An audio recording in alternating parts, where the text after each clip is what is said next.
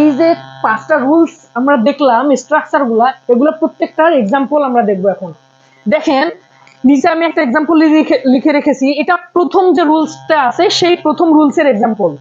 তো the boy reads more, the boy reads more so that, আমরা একটু যদি দেখি সো দ্যাটের পূর্বে আমাদের কথা ছিল সো দ্যাটের পূর্বে যদি প্রেজেন্ট টেন্স থাকে তাহলে আমরা subject plus can plus V1 এই আকারে করব, অর্থাৎ দ্য বয় রিডস মোর, তাহলে যেহেতু রিডস মোর, তাহলে যেহেতু রিডস আছে তাহলে এটা প্রেজেন্ট টেন্স। যদি প্রিয় শিক্ষার্থী বন্ধুরা আসসালামু আলাইকুম, আজকে আমরা কমপ্লিটিং সেন্টেন্স পার্ট 1টা কভার করব ইনশাআল্লাহ। আমরা জানি প্রত্যেকটা পরীক্ষা এসএসসি, এইচএসসি প্লাস কম্পিটিটিভ যে এক্সামগুলো আছে সেগুলোতে কমপ্লিটিং সেন্টেন্স কতটা গুরুত্বপূর্ণ।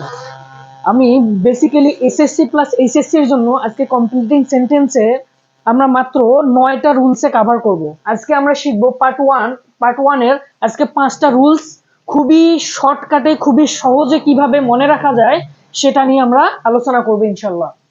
তো দেখেন প্রথম রুলসটা হচ্ছে সো দ্যাট অথবা ইন অর্ডার দ্যাট, আমরা একবারে হিসাব করব। তো সো দ্যাট এবং ইন অর্ডার দ্যাট শব্দের অর্থ হচ্ছে যাতে, আমরা এগুলো শব্দের অর্থের মতো আগে জেনে নেব। তাহলে সো দ্যাট অথবা ইন অর্ডার দ্যাট শব্দের অর্থ যাতে। তো আমি এখানে 3টা স্টেপ লিখে দিছি, একটু আপনারা মনোযোগ সহকারে দেখেন। 3টা স্টেপ হচ্ছে, যদি সো দ্যাট এর সামনে অর্থাৎ সো দ্যাট এর পূর্বের যে বাক্যটা থাকবে ওই বাক্যটা যদি ফিউচারে থাকে অর্থাৎ ফিউচার ইনডিফিনিটে থাকে অর্থাৎ ফিউচার টেন্সে থাকে তাহলে সো দ্যাট এর পরেও আমরা যে বাক্যটা বসাবো ওইটা ফিউচারে বসাবো। তারপর সো দ্যাট এর পূর্বে যদি প্রেজেন্ট টেন্সে থাকে তাহলে সেই বাক্যটা আমরা, খুবই গুরুত্বপূর্ণ দেখেন, সচরাচর আমাদের ফিউচারে খুব কম থাকে, যদিও আসে এজন্য আমি লিখে রেখেছি। তো এই প্রেজেন্ট টেন্সে অথবা পাস্ট টেন্সে এই দুইটা প্রত্যেকটা পরীক্ষায় একটা রুলস থাকবেই। তো যদি সো দ্যাট এর পূর্বে প্রেজেন্ট থাকে অর্থাৎ প্রেজেন্ট টেন্সে থাকে তাহলে পরে যে বাক্যটা আমরা লিখবো, আমরা যে বাক্যটা লিখবো ওই বাক্যটা এভাবে করব যে সাবজেক্ট প্লাস ক্যান প্লাস ভার্বের বেস ফ্রম। তাহলে কিভাবে লিখবো, যে বাক্যটা লিখবো আমি পরবর্তীতে আমি নিচে এক্সাম্পল সহ আপনাদের বোঝাবো। আমি প্রথমত দেখাই দিচ্ছি যে সো দ্যাট এর পূর্বে যদি প্রেজেন্ট টেন্স থাকে তাহলে পরেরটা সাবজেক্ট প্লাস ক্যান প্লাস ভার্বের ভি1 আকারে করব। তারপর যদি পাস্ট টেন্সে থাকে তাহলে সো দ্যাট এর পূর্বে যদি পাস্ট টেন্সে থাকে তাহলে পরেরটা আমরা কি করব, ক্যানের পাস্ট ফর্ম কি বলেন তো, কুড, অর্থাৎ subject plus could plus V1. এখন বলতে পারেন যে দুইটাতে ভি1 কেন, আমরা জানি আমরা রাইট ফর্ম অফ ভার্বেও করেছি যে যতগুলা মডাল অক্সিলারি ভার্ব আছে সে ভার্বগুলোর পরে সর্বদা ভার্বের বেস ফর্ম ইউজ করতে হয়। আশা করি বুঝতে পারছেন, পরবর্তীতে যখন উদাহরণ দেব তখন ইনশাআল্লাহ আরো ক্লিয়ার হবেন। তো 2 নম্বর রুলসটা হচ্ছে সো ডট ডট দ্যাট, মিলাই ফেলাইয়েন না, এখানে সো দ্যাট একবারে, এখানে সো ডট ডট দ্যাট। তো যখন এই সো ডট ডট দ্যাট থাকে তার মানে হয় এতই যে, তার মানে হয় এতই যে, এতই যে। তো এখানে দুইটা নিয়ম সেম, একই নিয়ম। যদি সো ডট ডট দ্যাট এর পূর্বে যদি প্রেজেন্ট টেন্স থাকে তাহলে পরেরটা প্রেজেন্ট টেন্সেই করব, এবং সো ডট ডট দ্যাট এর পূর্বে যদি পাস্ট টেন্স থাকে আমরা যে বাক্যটা করব সেই বাক্যটা পাস্ট টেন্সে করব। অর্থাৎ আমাদের কমপ্লিটিং সেন্টেন্সের একটা গুরুত্বপূর্ণ রুলস হচ্ছে, যদি পূর্বের যে বাক্যটা থাকবে সেটা প্রেজেন্টে থাকলে পরের বাক্যটা অবশ্যই প্রেজেন্টে করব, এবং পূর্বের বাক্যটা প্রেজেন্ট পাস্টে থাকলে পরের বাক্যটাও পাস্টেই আমাদের করতে হবে। তো আশা করে সো ডট ডট দ্যাট এই নিয়মটা একটু বোঝা গেছে যে সো ডট ডট দ্যাট এর পূর্বে যদি প্রেজেন্ট টেন্স থাকে তাহলে পরেরটাও প্রেজেন্ট টেন্সে করব, সো ডট ডট দ্যাট এর পূর্বে পাস্ট টেন্স থাকলে পরের যে বাক্যটা আমরা নিজে তৈরি করব সে বাক্যটাও পাস্ট টেন্সে করব। তারপর দেখেন 3rd নাম্বার রুলসটা টু ডট ডট টু, এটাও এতই যে, কিন্তু পার্থক্য সো ডট ডট দ্যাট এবং টু ডট ডট টু এতই যে, শুধু পার্থক্য হচ্ছে এই টু ডট ডট টুটা নেগেটিভ আর এই এতই যে সো ডট ডট দ্যাটটা পজিটিভ। অর্থাৎ আমরা যখন টু ডট ডট টু করব এখানে দেখেন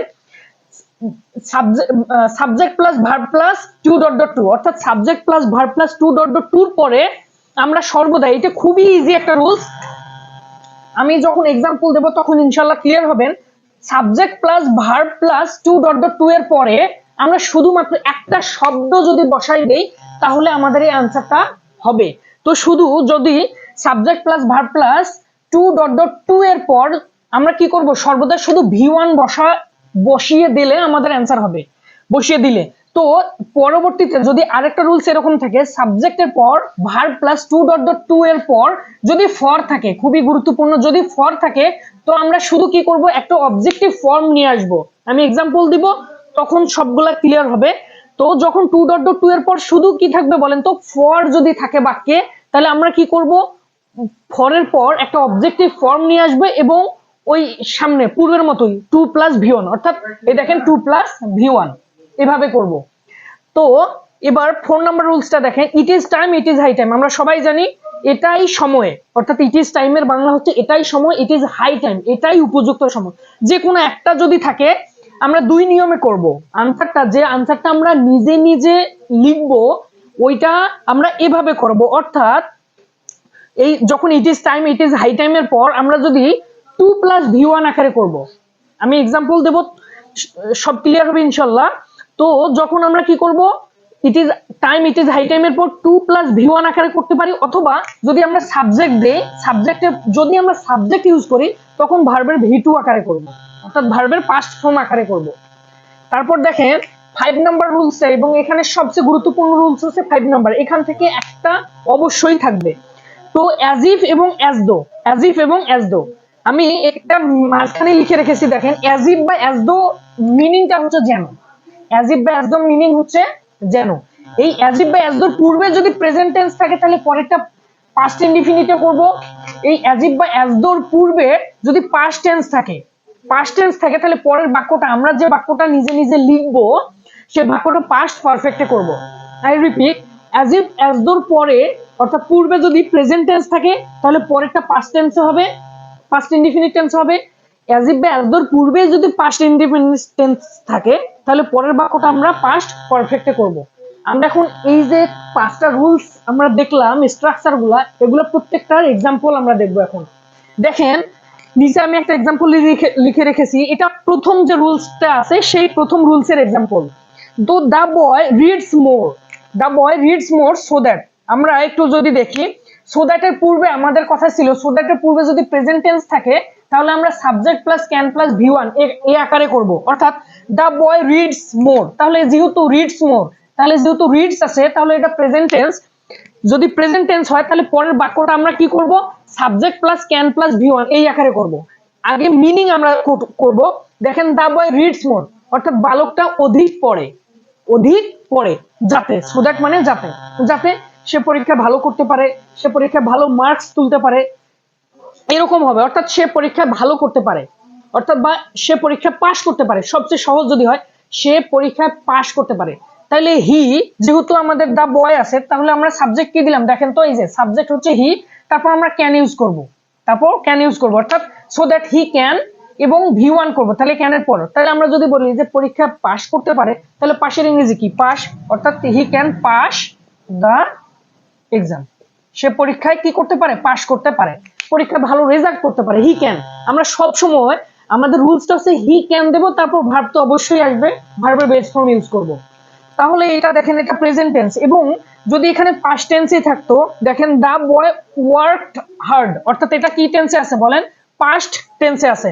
দা বয় ওয়ার্কড হার্ড, কঠোর পরিশ্রম করেছিল যাতে, যাতে সে কি করতে পারে, জীবনে উন্নতি করতে পারে, যাতে জীবনে শাইন করতে পারে, ঠিক আছে। তো এই আকারে যদি আমরা করি ওই সেম হবে, শুধু সাবজেক্টের পর আমরা নিচেরটা খেয়াল করব, দা বয় ওয়ার্ক হার্ড, এটা পাস্ট ইনডিফিনিট টেন্সে আছে, তাহলে আমরা পরেরটা করব কি, সাবজেক্টের পর সাবজেক্ট প্লাস ভি টু আকারে করব, অর্থাৎ দেখেন এখানে sorry subject plus could use করব। ক্যানের পাস্ট ফর্ম কি বলেন, কুড। তাহলে যদি সো দ্যাটের পূর্বে যদি পাস্ট টেন্স থাকে তাহলে সাবজেক্ট প্লাস কুড ইউজ করে আমরা করব, অর্থাৎ দা বয় ওয়ার্ক হার্ড, সাবজেক্ট কি করব, সাবজেক্ট হচ্ছে he could, he could, he could জীবনে উন্নতি করতে পারে, হি কুড প্রসপার, তাহলে ভার্বের এটা তো বেস ফর্ম হবে P R prosper in life, জীবনে কি করতে পারে, উন্নতি করতে পারে। তাহলে আশা করি এই যে প্রথম যে রুলসটা আছে সেই রুলসের এক্সাম্পল দুটা বোঝা গেছে, অর্থাৎ সো দ্যাটের পূর্বে যদি প্রেজেন্ট টেন্স থাকে পরেরটা সাবজেক্ট প্লাস ক্যান ইউজ করব, সো দ্যাটের পূর্বে যদি পাস্ট টেন্স থাকে তাহলে সাবজেক্ট প্লাস কুড ইউজ করব, কুড ইউজ করে আমরা আমাদের আনসার করব। 2 নম্বর রুলসটা হচ্ছে সো দ্যাট অথবা এতই, যে দেখেন সো ডট ডট দ্যাট, তাহলে আমরা যদি বলি একটা এক্সাম্পল দেখেন, আমরা যদি ওইটা দেই, the boy reads so dot dot that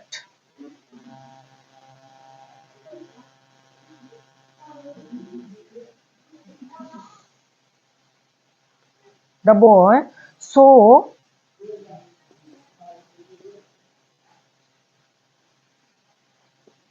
that,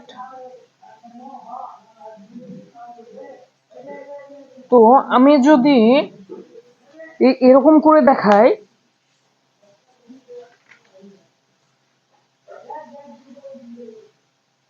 the man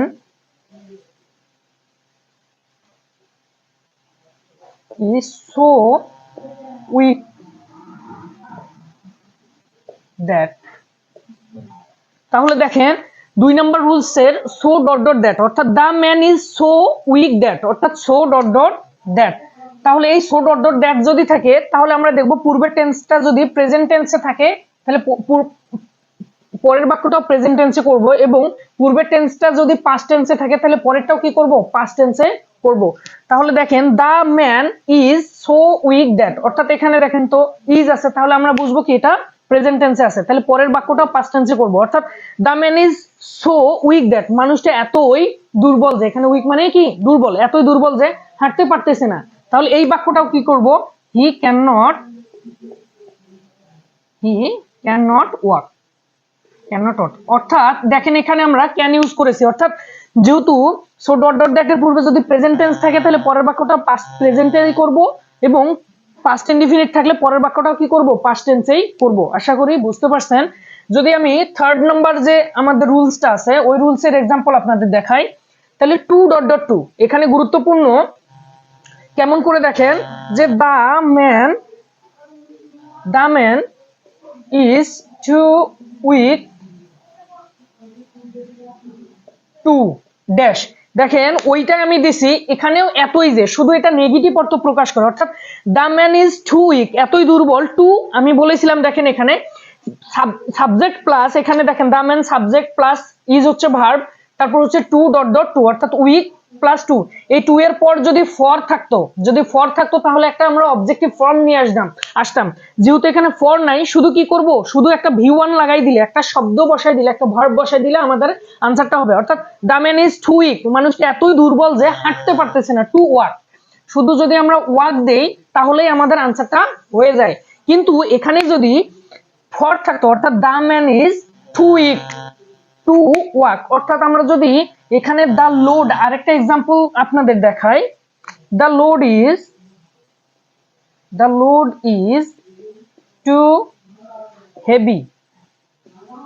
heavy for, যদি থাকতো দেখেন, যদি ফর থাকতো তাহলে আমরা কি করতাম, দ্য লোড অর্থাৎ লোডটা এতই ভারী ফর মি, তাহলে এইখানে যদি ফর থাকে তো আমরা কি করব, এখানে একটা অবজেক্টিভ ফর্ম লাগাবো, সেটা কি, যদি আই এর অবজেক্টিভ ফর্ম কি মি, যদি দে হয় তাহলে দে এর অবজেক্টিভ ফর্ম কি দেম, তাহলে যদি এখানে আমরা মি দেই ফর মি, আমি এটা বলতে চাচ্ছিলাম যে যদি একটা ফর থাকে তাহলে আমরা কি বসাবো, একটা অবজেক্টিভ ফর্ম নিয়ে আসবো, তাহলে মিও হতে পারে, এখানে যদি আমরা দেম দেই সেটাও হতে পারে, অর্থাৎ the load is too heavy for me, তারপর কি হবে বলেন তো, দেখেন টু প্লাস ভি1 অর্থাৎ টু ক্যারি, কি বহন করা, অর্থাৎ এতই ভারী, লোডটা এতই ভারী যে আমার জন্য বহন করা সম্ভব হচ্ছে না, বা তাদের জন্য বহন করা সম্ভব হচ্ছে না।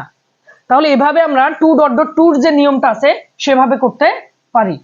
তো তারপর দেখেন ইট ইজ হাই টাইম এবং ইট ইজ টাইম, আমরা জানি এর মানে কি, এতই, ইট ইজ হাই টাইম অর্থাৎ এটাই সময় অথবা এটাই উপযুক্ত সময়, আমরা দুই ভাবে করতে পারি, it is time it is high time যদি বাক্যে দেয়া থাকে তাহলে কি বলতে পারি, টু প্লাস ভি1 দিয়ে, অথবা যদি আমরা সাবজেক্ট বসাই তাহলে ভি2 আকারে করব। দেখেন एग्जांपल যে ইট ইজ টাইম বাক্যে যদি এরকম থাকে, ইট ইজ টাইম আর কিছুই দেয়া নেই, ইট ইজ টাইম দেয়া আছে, তাহলে আমরা কি করতে পারি, এটাই উপযুক্ত সময়, ধরেন করাপশন দিয়ে থাকতে পারে, যে কোনো কিছু দিয়ে একটা বাক্য দিয়ে পরে ইট ইজ টাইম দেয়া থাকতে পারে। তো ইট ইজ টাইমের পর আমরা যদি দেখাই যে এটাই উপযুক্ত সময় থামার, টু স্টপ, কি টু স্টপ, তাহলে আমরা কি দেব, আমরা বলেছিলাম যে it is time it is high টাইমের পর টু প্লাস ভি1 আকারে করব, অথবা যদি সাবজেক্ট বসে, এখানেই আরেকটা নিয়মে করা যায়, ইট ইজ টাইম আমরা যদি আমরা উই দেই অর্থাৎ সাবজেক্ট ইউজ করি, এটাই সময় বা এটাই উপযুক্ত সময় বন্ধ করার বা এটা বন্ধ করার, টু স্টপ ইট, আমরা এটা দিতে পারি। অথবা যদি আমরা সাবজেক্ট বসাই, টু না বসাই, যদি আমরা সাবজেক্ট বসাই তাহলে এই যে ভার্বটা যে দিয়েছি ওই ভার্বটার পাস্ট ফর্ম বসাইতে হবে, অর্থাৎ we stopped it, we stopped it. অর্থাৎ আমার কথাটা হচ্ছে it is time, it is high টাইমের পর যদি আমরা টু দিয়ে করি তাহলে টু প্লাস ভি ওয়ান আকারে করব যে বাক্যটা আমরা লিখবো। যদি আমরা সাবজেক্ট আনি তাহলে যে ভার্বটা হবে আমাদের ওই ভার্বটার পাস্ট ফর্ম আকারে হবে, অর্থাৎ পাস্ট টেন্স হবে। আশা করি বুঝতে পারছেন। তো শেষ রুলসটা একটু দেখেন, যে আমরা জানি যে অ্যাজ ইফ অ্যাজ দোর পূর্বে আমি বলেছি যে পাস্ট টেন্স থাকলে পরেরটা পাস্ট প্রেজেন্ট টেন্স থাকলে পাস্ট ইনডিফিনিট হবে। অ্যাজ ইফ অ্যাজ দোর পূর্বে যদি পাস্ট টেন্সে থাকে তাহলে পরের বাক্যটা আমরা যে বাক্যটা লিখবো সেটা পাস্ট পারফেক্টে হবে। অর্থাৎ দেখেন যে he talks as if, as if অথবা অ্যাজ দো যদি আমি দেই একটা বাক্য অ্যাজ ইফ অথবা অ্যাজ দো, এবং এখানে দিলাম হি টকড অ্যাজ ইফ, তাহলে দুইটা বাক্য খেয়াল করেন।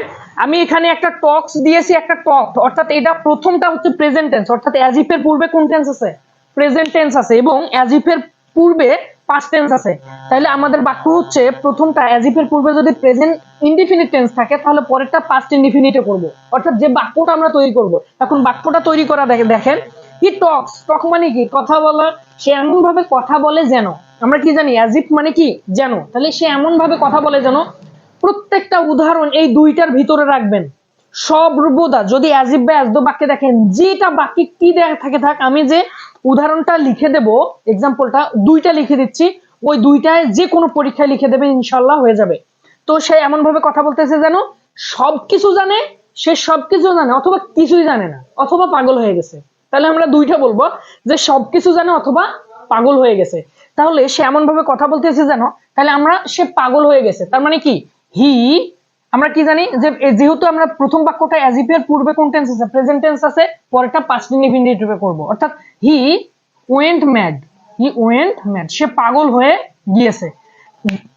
অর্থাৎ তার মানে কি দেখেন, ওয়েন্ট কেন? আমরা জানি যে যেহেতু পরেরটা পাস্ট ইনডিফিনিট টেন্সে করব তাহলে সাবজেক্টের পর অবশ্যই ভি টু হবে, তাহলে গো এর পাস্ট ফর্ম হচ্ছে কি? ওয়েন্ট, অর্থাৎ হি ওয়েন্ট ম্যাড, এটা হবে। তাহলে পরেরটা, আর যদি এটা বলি যে কি অ্যাজ ইফ এর পূর্বে যদি পাস্ট ইনডিফিনিট টেন্স থাকে তাহলে পরের বাক্যটা কি করব? পাস্ট পারফেক্টে করব। তাহলে হি, এই বাক্যটাই আমরা লিখবো যে সে পাগল হয়ে গেছে, তাহলে হি হ্যাড লিখবো। হি হ্যাড কেন? আমরা পাস্ট পারফেক্টের স্ট্রাকচার কি জানি? সাবজেক্ট প্লাস সাহায্যকারী ভার্বটা হ্যাড লাগে, সেজন্য আমরা কি লিখে রেখেছি? হ্যাড। তাহলে হি হ্যাড ভার্বের 3 নাম্বার ফর্ম যেহেতু লাগে গন, তাহলে গো ওয়েন্ট গন, গন ম্যাড, গন ম্যাড। তাহলে আপনারা এই যে আমি একটা এক্সাম্পল লিখে দিছি, এই এক্সাম্পলটা যে কোনো পরীক্ষা আপনারা শুধু এই এক্সাম্পলটা দিয়ে রাখবেন। শুধু লক্ষ্য করবেন যে অ্যাজ ইফ বা অ্যাজ দোর পূর্বে যদি প্রেজেন্ট টেন্স থাকে তাহলে পরেরটা পাস্ট ইনডিফিনিটে করব, অ্যাজ ইফ বা অ্যাজ দোর পূর্বে যদি পাস্ট ইনডিফিনিট থাকে তাহলে পরেরটা পাস্ট পারফেক্টে করব। তাহলে সে পাগল হয়ে গেছে। যদি আমরা এটা না দিয়ে আরেকটা এক্সাম্পল দেই, যে সে কি? সে সবকিছু জানে, সে সবকিছু জানে। তাহলে আমরা প্রথম বাক্যটা পাস্ট ইনডিফিনিটে করব, তাহলে হি নিউ, তাহলে নো এর পাস্ট ফর্ম কি? Knew. He knew everything, everything, সে সব কিছু জানে। অথবা he had known, K N O W N, known, অর্থাৎ ভার্বের 3 নাম্বার ফর্ম কি বলেন তো? নোন। তাহলে সে সবকিছু জানে, এভরিথিং, এভরিথিং। তাহলে আশা করি যে আজকে কমপ্লিটিং সেন্টেন্সের যে ফার্স্ট পার্টটা আছে খুবই গুরুত্বপূর্ণ, আমরা 5টা রুলস কভার করলাম। সামনে পার্ট 2 আসবে কমপ্লিটিং সেন্টেন্স, এবং এটাই শেষ পার্ট। সে পর্যন্ত সবাই ভালো থাকবেন, সুস্থ থাকবেন। আমাদের এসআর একাডেমির যে পেজ আছে সেটাতে ফলো করবেন, এবং যে ইউটিউব চ্যানেল আছে সেখান থেকে যদি দেখেন চ্যানেলটা সাবস্ক্রাইব এবং লাইক করে পাশে থাকবেন।